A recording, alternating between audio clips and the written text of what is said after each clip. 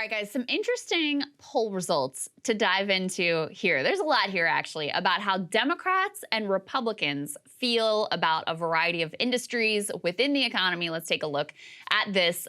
So you've got along the right-hand side, and I'll narrate this, all this list of different sectors of the economy. So you've got agriculture, trucking, restaurant, manufacturing, construction, dairy, higher ed, technology, et cetera, et cetera, et cetera, et cetera. And they asked, and this was done by YouGov, generally speaking, do you have a favorable or unfavorable opinion of these following industries?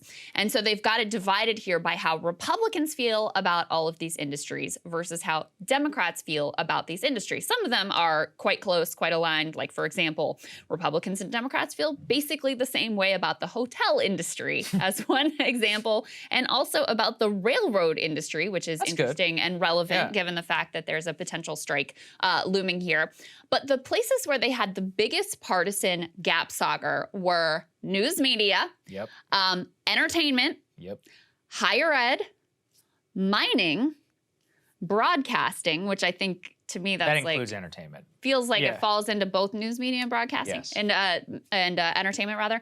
Education services and oil and gas. So some interesting details there. On news media, just to pull out one of our favorite things that we talk about, Republicans are minus 57 in terms of their views of the news media.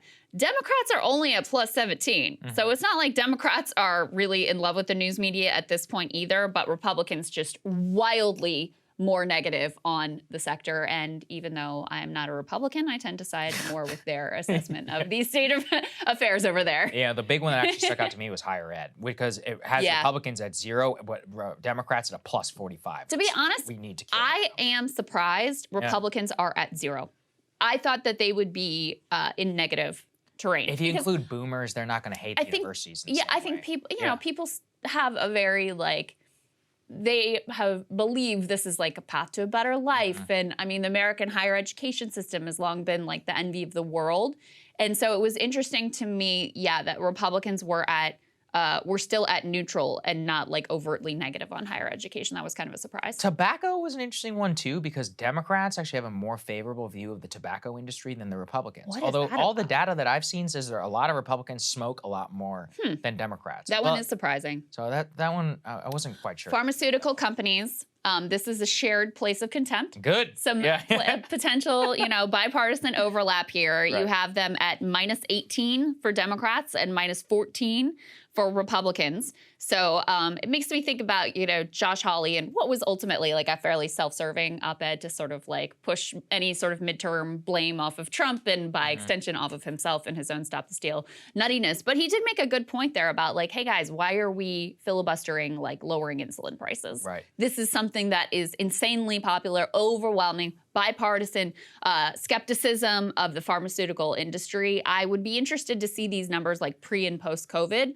I bet that I think there's been a lot more skepticism of the pharmaceutical industry among Republicans post-COVID, but good to see a sort of like bipartisan contempt there. Yeah, I also think that professional sports number was interesting because it's quite low. Professional sports rating very low, both for Democrats. That's not good for professional sports in general. Finance, no surprise there. But actually the one that surprised me the most was tobacco and with sports, especially sports. Finance, though, I mean, I'm not surprised either. And by the way, very close. Republicans -2, Democrats +2. So both at sort of like, not impressed with the finance industry. This would have been very different not that long ago. Republicans did have, and even Democrats. I mean, think about Obama. Totally. When he ran for president, it was considered by the mainstream press like something in his favor that so many Wall Street executives were donating to him and were stocking his administration. I mean, this was considered like a sign of his intellect and his seriousness. And then, of course, you have the financial crash. And then, you also have throughout the years more and more scandal and just sort of like the rot of that entire industry on display for the whole country. And now you have a really shared bipartisan attitude of sort of disgust towards them. So even though I'm, not surprised by those numbers, it's important to note, I bet they were very different not that long in the past. Yeah, absolutely correct. So interesting to dig into these. There's a lot here that you could look at. Entertainment, as I said, big partisan gap there. You also have mining. Democrats, of course, much more negative.